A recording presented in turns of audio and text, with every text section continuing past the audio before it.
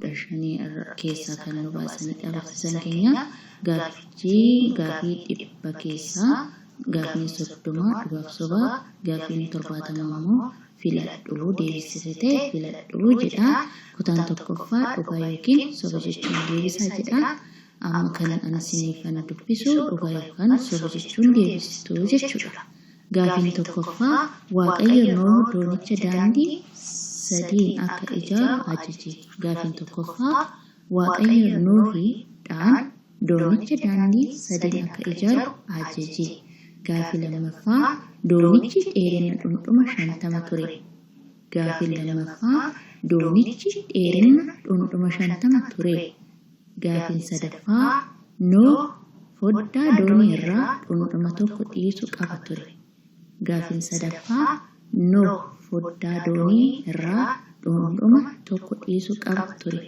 gaafii afuraffaa lolaan guddichi tulluuwwan irraa dhundhuma 15 ol qabe gaafii afuraffaa lolaan guddichi tulluuwwan irraa dhundhuma 15 ol ka'e gaafii shanaffaa waaqayyo kakuu isaa Noah wajjin kan buuse doonicha keessa erga ba'anii booda ture gaafiin shanaffaa waaqayyo kakuu isaa Noah wajjin kan buuse doonicha keessa erga ba'anii booda ture gaafii jahaffaa Noah gara dooniitti yemmuu ol galu ijoollee isaa fi niitii isaanii fudhatee hin galle gaafii jahaffaa Noah gara dooniitti yemmuu ol galu ijoollee isaa fi niitii isaanii fudhatee hin galle gaafii torbaffaa beelladoota qulqulluu hin turre irraa cimdii torba gara dooniitti akka ol galan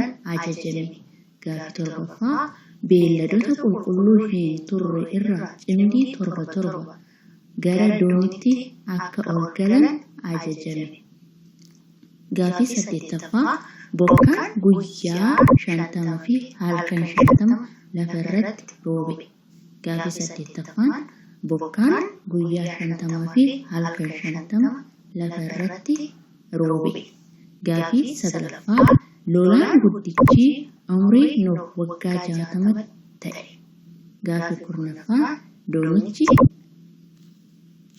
dhiifama gaafii saglaffaan lolaan guddichi umrii Noah waggaa 60 ta'e gaafii kurnaffaan doonichi ji'a jahaffaa keessa tulluuwwan Araaraat irratti buufate gaafii kurnaffaan doonichi ji'a jahaffaa keessa tulluuwwan Araaraa irratti buufate gaafii 11ffaa baay'inni bishaanii hanga ji'a kurnaffaatti hir'achaa deeme gaafii 11ffaa baay'inni bishaanii hanga ji'a kurnaffaa hir'achaa deeme 12ffaa Noah bishaan lafa irraa roobaa jiru beekuuf gugee erge gaafii 12ffaa Noah bishaan lafa irraa roobaa jiru beekuuf gugee erge gaafii 13ffaa gugee yeroo duraa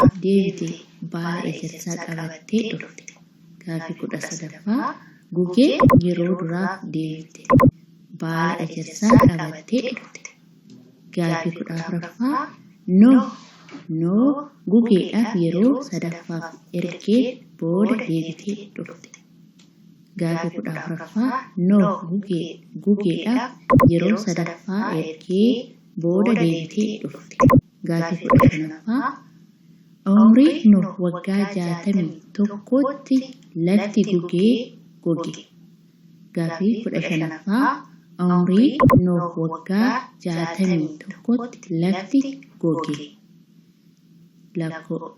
gaafii 16ffaa waaqayyo Noahii fi maatii isaa doonicha keessa akka ba'an ajaje gaafii 16ffaa waaqayyo Noahii fi maatii isaa doonicha keessa akka ba'an ajaje gaafii 17ffaa Noah doonicha keessa erga ba'ee booda waaqayyoof iddoo aarsaa ijaare gaafii 17ffaa Noah doonicha keessa erga ba'ee booda waaqayyoof iddoo aarsaa ijaare gaafii 18ffaa Nuh aarsaa kan dhiyeesse beeyladoota qulqulluu hin turre irraa ture.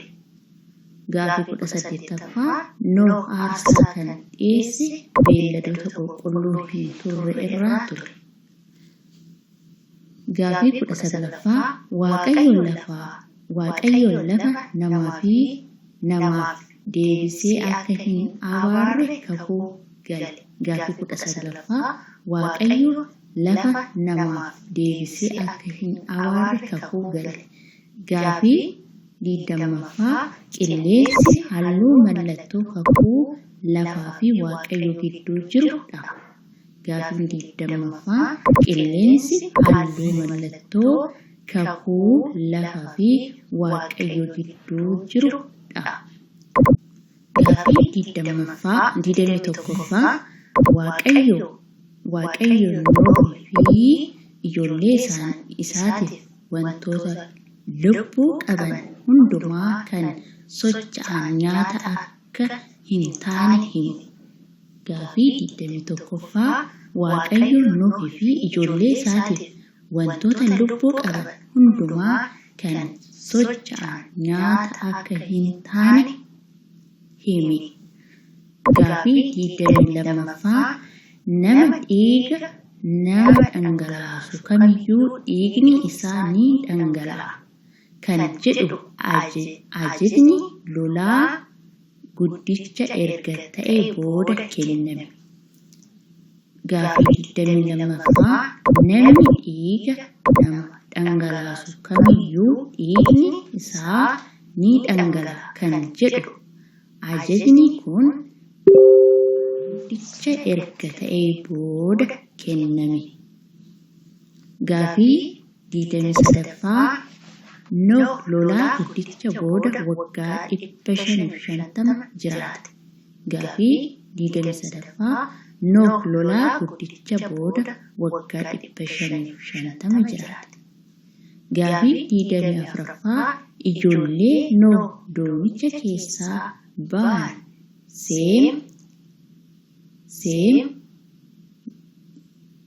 Yaafet fi Qaayilidha. Ijoolleen Nuh doonicha keessaa ba'an Seem, Yaafet fi Qaayilidha. Gaaffii 25ffaa ijoolleen Yaafet odolaa saboota irraa addaan faca'an. Gaaffii 25ffaa ijoolleen Yaafet odolaa saboota irraa addaan faca'an. Gaaffii 26ffaa Naarmed fuula Waaqayyoo duratti nama qajeelaa jedhamee beekama. Gaaffii 26ffaa Naarmed fuula Waaqayyoo duratti nama qajeelaa jedhamee beekama. Gaaffii 27ffaa mootummaan Naarmed jalqaba isa biyya Kana'aan keessa ture. Gaaffii 27ffaa mootummaan Naarmed jalqaba isa biyya Kana'aan keessa ture. Gaaffii 28ffaa Gaamoon Baabiloon kan ijaarame dhagaa suphee fi kiriyaay irraa ture. Gaaffii 28ffaa Gaamoon Baabiloon kan ijaarame dhagaa suphee fi kiriyaa irraa ture. Gaaffii 29ffaa Waaqayyo afaan isaanii makuudhaan ijaarsa gaamoo Baabiloon dhaabe. Gaaffii 29ffaa Waaqayyo afaan isaanii makuudhaan ijaarsa gaamoo Baabiloon dhaabe. Gaaffii 30ffaa maqaan magaalaa Baabiloon sababa addaan ba'uu irraa kan ka'e moggaafamte. Gaaffii 30ffaa maqaan magaalaa Baabiloon sababa addaan ba'uu irraa kan ka'e moggaafamte. Ergaa gaaffii kan deebistan dhugaa yookaan soba jechuun deebisaa jedha. Gaaffii 1 hanga 30 Waaqayyo isin haa gargaaru. Inni hojjennaa yaa hojjennu.